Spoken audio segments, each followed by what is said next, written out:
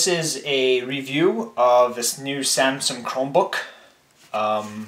First impressions, it's very light. It's about 2 pounds. Kind of reminds me of an Ultrabook, kind of like a MacBook Pro or a MacBook Air, which I'll be getting to actually later to do some comparison. Alright, so overall, the layout of the keyboard, it's very spacious, pretty comfortable. Like I said, it reminds me of a MacBook keyboard, so it's got the chiclet style, which is actually very nice, and it feels pretty good typing away on it. Overall specs, it's 11.6 inches display. It's 1366 by 768 LED. It has like an anti-glare type of screen, so actually it's pretty good in outdoor conditions. Processor, it's a 1.7 gigahertz dual-core processor. It's a dedicated Samsung processor, so I think what they're using is a mobile type processor, something that they'd use in their tablets.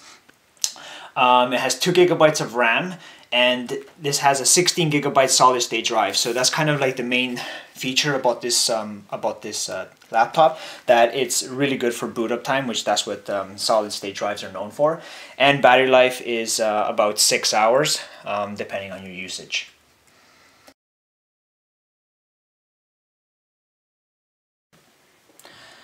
Alright, so I decided to compare the Samsung Chromebook with the MacBook Air.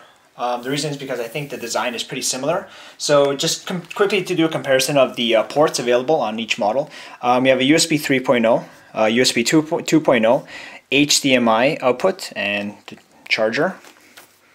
We also have a multi-jack for headphone and microphone, SD card slot, and nothing on the other side. So it's pretty clean. And comparing the MacBook Air, here we have a SD card slot, USB 2.0, Thunderbolt, nothing on the back, and a charging port, USB 2.0, and a headphone jack. Alright, one additional feature that the Samsung Chromebook has is actually a HDMI port. So considering the price point, this is around $250 to $280 depending where you get it.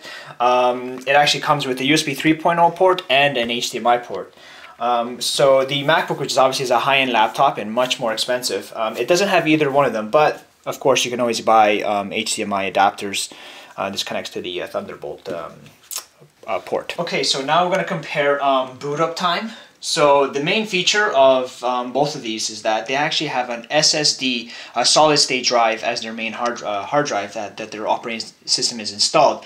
Now this is obviously a much powerful unit. It's an iCore 5, 1.7 gigahertz dual core. This is a Samsung proprietary processor. It's also 1.7 dual core, but obviously it's more of a mobile processor. So just to take a look at the boot up time, I'm going to click them at the same time, and let's see how long it takes to turn on. 3, 2, 1.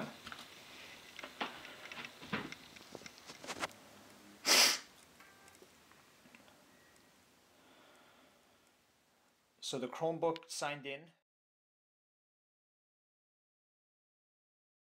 So obviously this is around Google Chrome, so you're gonna have to sign in to your account.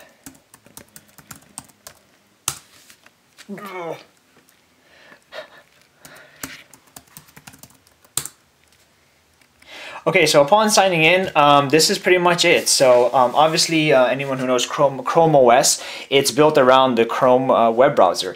So on the side here, we have a pin start menu. So essentially you just pin all the web apps. Obviously any type of application that you can use on this is strictly from the Chrome Web Store. So we have the pin menu here. We also have the settings section here, so you can just set up your Wi-Fi connection, your Bluetooth, and if you click on your settings, it opens up a Chrome OS web page, and then you can adjust, like for example, appearances and other types of settings. So here in the menu here, you have the apps. Now this is where you have, again, like I said, all your Chrome OS apps, and this is the only thing. So for example, if you want to MSN Messenger, Skype, or essentially any type of application, you actually can install it on this. But what you can do is go to the Chrome Web Store. And this essentially is everything that's open to the to any type of browser. It's web apps, so you can do games, any type of like Google products.